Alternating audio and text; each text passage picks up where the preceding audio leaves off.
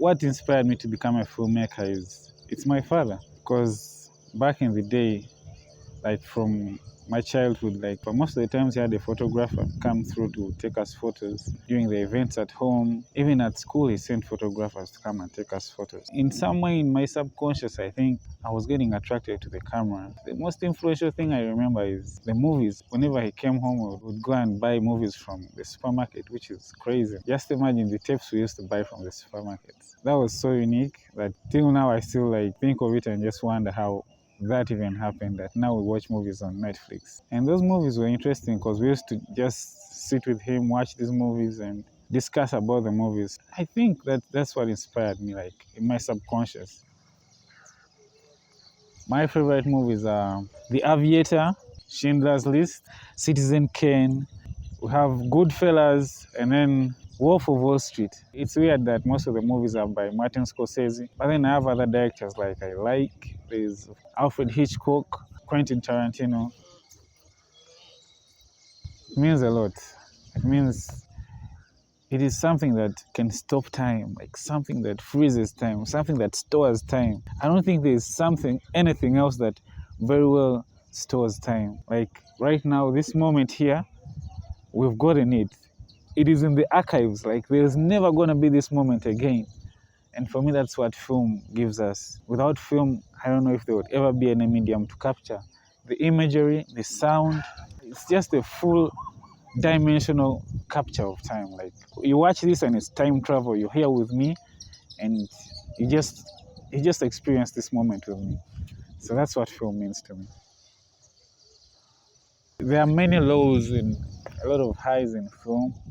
Because film itself it's a very, very unique vocation, just as any other creative vocation. Many times people don't understand you. You're creating things in your mind that people will never understand you until like something is out. Like it's one of those times that you really feel like being a filmmaker is weird. You are absorbing your environment, how people speak, how people move, how people go by their lives, the environment, like your country, the world. And you don't have time to really interact normally as other people do. I think that's what makes being a filmmaker like so weird. Being a filmmaker in Uganda it's interesting, but also challenging in many ways. Because film is very expensive, getting the equipment, the right equipment, of course, hiring people to work with you. It places us in a position that we are literally pioneers right now as filmmakers in Uganda, but also at the same time, this makes it so challenging for us because we are trying to enter a virgin territory that we are learning and yet also trying to break barriers at the same time. So it's crazy, man. Being a filmmaker here, it's amazing because first of all, we have like amazing landscape. As you see right now, we're just at Lake Victoria. This is Nakavugo. The folk songs, the way we dress, the way we eat, amazing things about our traditions and cultures. The film landscape, it's not that populated. I don't think there are over 300 films getting out of Uganda in a year. I remember back then when I was still like at school at Makerere University, we were not more than 30 people in the class. The people who are actually practicing film right now, we are not more than 15 from that class, and we need more people to get into the industry, man. We need a lot of people.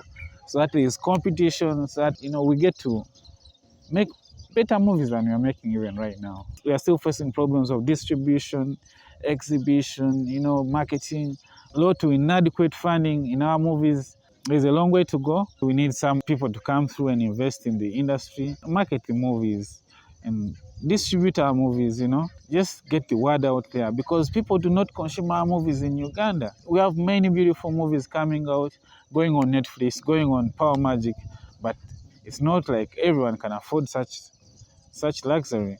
So we literally need to find a way of reaching movies to the people like down there, man. And I know there is a way. Yeah, we just need to find out.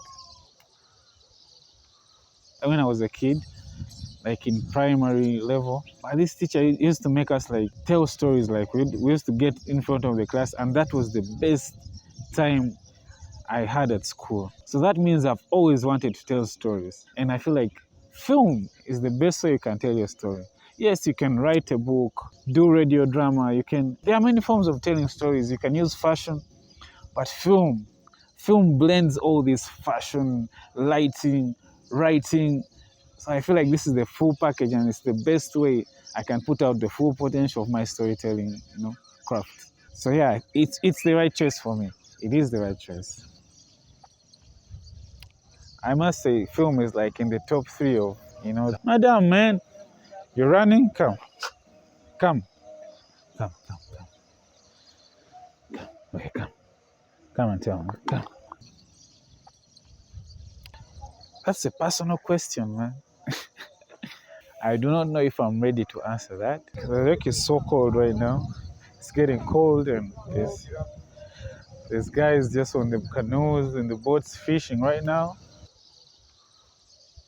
I think it's very important for you to have some things in common and for a person to understand what you do, because being a filmmaker kind of puts you in a unique position that you're always traveling.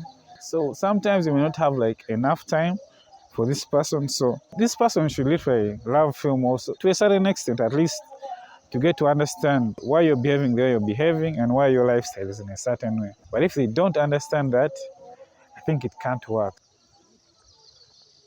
Of course, you guys know Kanye West is my favorite artist of all time. And he once said, love was cast by monogamy. I don't know, man. I'll leave that in the balance, but yeah. What do you think about monogamy? Just tell me in the comments.